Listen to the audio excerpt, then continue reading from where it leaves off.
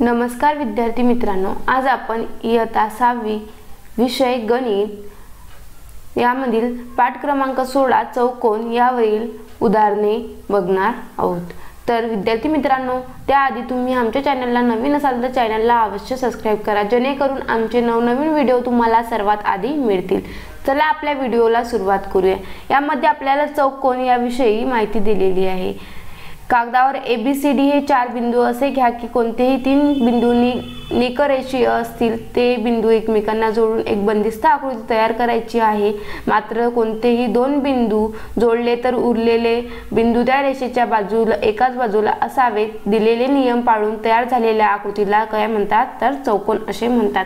खाली आपल्याला चौकोन खालील आकृत्या कोणत्या आकृत्या चौकोनाच्या आहेत निरीक्षणे नोंदवा। आता चौकोन दिलेले आहेत म्हणजे एक बाजू, दुसरी, तिसरी आणि चौथी, म्हणजे हा काय झाला एक चौकोन तयार झाला। नंतर काय सांगितलं आहे 1 2 3 4 1 2 3 4 हा पण काय झाला चौकोन तयार झाला। हा चौकोन तयार होते काय 1 2 3 4 9 अशा प्रकारे। नंतर काय सांगितलं आकृती चौकोनाची आहे म्हणजे हा चौकोन आहे आपला एक। नंतर कसा शिरोबिंदू, नंतर सांगितलं चौकोनाचे वाचन व लेखन। घड्याळाच्या काट्याला दिशेने किंवा घड्याळाच्या काट्याच्या विरुद्ध दिशेने क्रमाने कोणत्याही शिरोबिंदूपासून सुरुवात करून चौकोनाला नाव देता येते, म्हणजे ADCB किंवा DCBA अशा प्रकारे। नंतर अशी खून शब्दाऐवजी अशी खून करा, म्हणजे चौकोन अशी खून करा। वाचन चौकोन ADCB आणि लेखन अशा प्रकारे करतो आपण चौकोन ABDC। नंतर खाली दिलेल्या कोणत्याही शिरोबिंदूपासून सुरुवात करून घड्याळाच्या काट्याच्या विरुद्ध दिशेने क्रमाने वरील चौकोनाची नावे लिहा। तर वरील चौकोनाची नावे लिहायची आपल्याला, तर आपण लिहून घेऊ शकतो। इथं बघा, पहा आपण इथं नाव लिहू घेऊ शकतो चौकोन ABCD। नंतर लिहू शकतो चौकोन BCDA। नंतर लिहू शकतो चौकोन CDAB। नंतर लिहू शकतो चौकोन DABC अशा प्रकारे लिहू शकतो। नंतर दिला आहे चौकोनाच्या लगतच्या बाजू। चौकोनाच्या लगतच्या बाजू लिहायच्या आपल्याला इथं, म्हणजे लगतच्या बाजू म्हणजे चौकोनाच्या लगतच्या बाजूमध्ये एक सामायिक शिरोबिंदू असतो, म्हणजे चौकोन लगतच्या बाजू म्हणजे AD लगेच DC अशा प्रकारे। मग बाजू लिहू शकतो इथं बाजू AD आणि बाजू DC। आता सर्वच बाजू लिहिणं मला शक्य नाही होत, म्हणून मी फक्त नावे लिहिते, तुम्ही लिहून घेऊ शकता बाजू। नंतर आपण AD आणि DC। नंतर लिहू शकतो CB।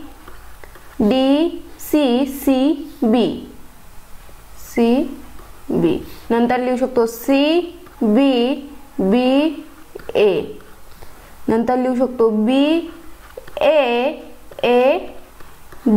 अशा प्रकारे। म्हणजे चौकोनाच्या लगतच्या बाजूमध्ये एक सामायिक शिरोबिंदू असतो। एक सामायिक शिरोबिंदू म्हणजे DD, CC, BB आणि AA अशा प्रकारे। नंतर बघा चौकोनाच्या सम्मुख बाजू म्हणजे चौकोनाच्या सम्मुख म्हणजे समोरासमोर बाजूमध्ये सामायिक शिरोबिंदू नसतो। म्हणजे पहा इथं दिलेलं आहे आपल्याला बाजू AB, बाजू DC, बाजू BC, बाजू AD। सम्मुख बाजू लिहायची आहे।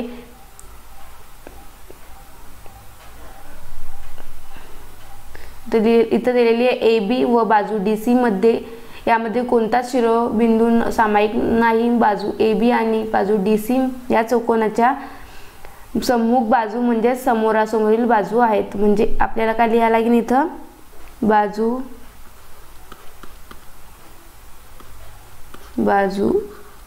AB, बाजू DC, बाजू BC बाजू AD अशा प्रकारे. नंतर चौकोनाच्या सम्मुख म्हणजे समोरासमोरील बाजूमध्ये एक पण सामायिक शिरोबिंदू नसतो. आहे का? इथं पण नाही आणि इथं पण नाहीये. बघा नंतर चौकोनाचे लगतचे कोन. लगतचे कोन लिहायचे आपल्याला. इथं दिलेल्या 4 वेगवेगळ्या लांबीच्या स्ट्रॉ काढ्या पट्ट्या एकमेकांना जोडा, चौकोन तयार करा. आकृती काढा. चौकोन DEFG तयार होईल आणि कोन DEF आणि GFE या दोन कोनासाठी रेघ EF ही बाजू दोन्ही कोनांमध्ये सामायिक आहे म्हणून ते कोन लगतचे शेजारील कोन आहेत. म्हणजे चौकोनाच्या ज्या दोन कोनांमध्ये एक सामायिक असते त्या कोनांना चौकोनाचे लगतचे कोन असे म्हणतात. आपण लिहून घेऊ शकतो इथं कोन DEF, कोन GFE. FE काय झालं? सेम झालं. FE EFG sorry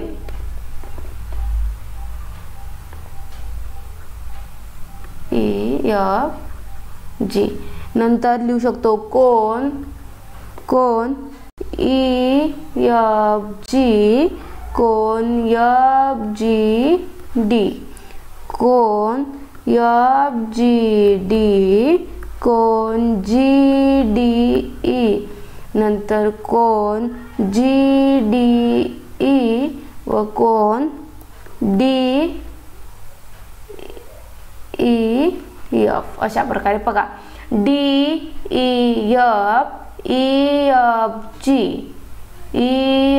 FGD, FGD, GDE अशा प्रकारे. नंतर बघा चौकोनाचे सम्मुख कोन दिलेले आहेत. म्हणजे आकृती DEF मध्ये बघा इथं आकृती काढून घेतो आपण. हा D हा आपला आला, EF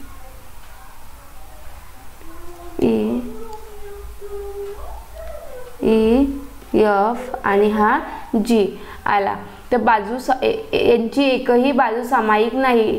कोन DEF व कोन DGF हे दोन्ही कोन समोरासमोर आहेत म्हणून त्यांना सम्मुख कोन म्हणजे समोरासमोरील कोन म्हणतात.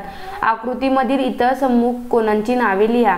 आपल्याला दिलेला इथं कोन EFG चा सम्मुख कोन आणि FGD चा सम्मुख कोन.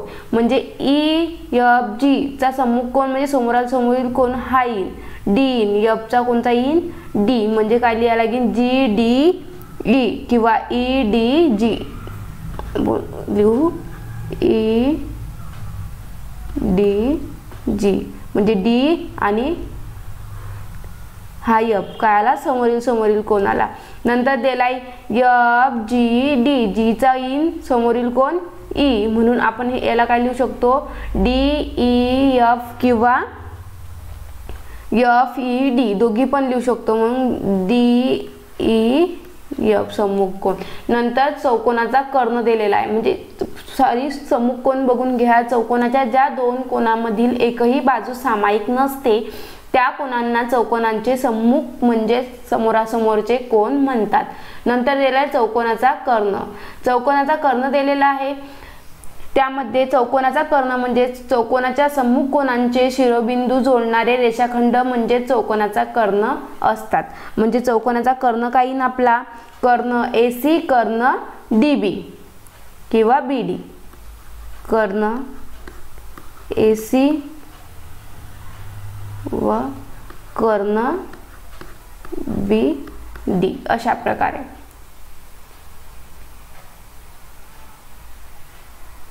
नंतर इथं दिलं आहे काही करून पाहायचं आहे ते पाहून घ्यायचं तुम्ही ना. नंतर आपल्याला दिलेलं आहे इथं की बहुजाकृती. बहुजाकृती म्हणजे काय दिलेलं आहे की इथं वेगवेगळ्या आकृत्या दिलेल्या आहे आणि त्याला कोणता कोन म्हणतात ते पाहायचं आहे. इथं आकृती दिलेली आहे फुलांची. तिच्यामध्ये कोणता तो कोन तयार होणार आहे? पंचकोनाच्या पहिले पंचकोनाच्या शिरोबिंदूंची नावे लिहा. त्या पंचकोनांच्या शिरोबिंदूंची नावे लिहायची आहे. पंचकोनांच्या बाजूंची नावे लिहा.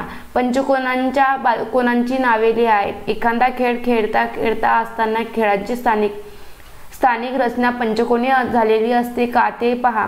त्रिकोण, चौकोन, पंचकोन आणि 5 पेक्षा जास्त बाजू असलेल्या बंदिस्त आकृतीला बहुभुजाकृती म्हणतात. त्रिकोण, चौकोन, पंचकोन याच्यापेक्षा जास्त असलेल्या बंदिस्त आकृतीला काय म्हणतात? बहुभुजाकृती असे म्हणतात. बघा आपल्याला सराव संच 37 दिलेला आहे. यामध्ये आता सराव संच 37 दिला आहे. त्यामध्ये आपल्याला काय दिलेला आहे? पहिला प्रश्न, खालील आकृत्यांचे निरीक्षण करा व त्यांची नावे लिहा. आकृती दिल्या आहे, त्यांची नावे लिहायची सांगितलं आहे. मग आता आपल्याला त्यांचे निरीक्षण करूया. किती कोण तयार होते याच्यामध्ये? 1 2 3 4 5. म्हणजे कोणता कोण तयार होईल इथं? आपला पंचकोन. पंचकोन. नंतर पहा 1 2 3 4 5 6 म्हणजे कोणता कोण होईल? षटकोन. षटकोन.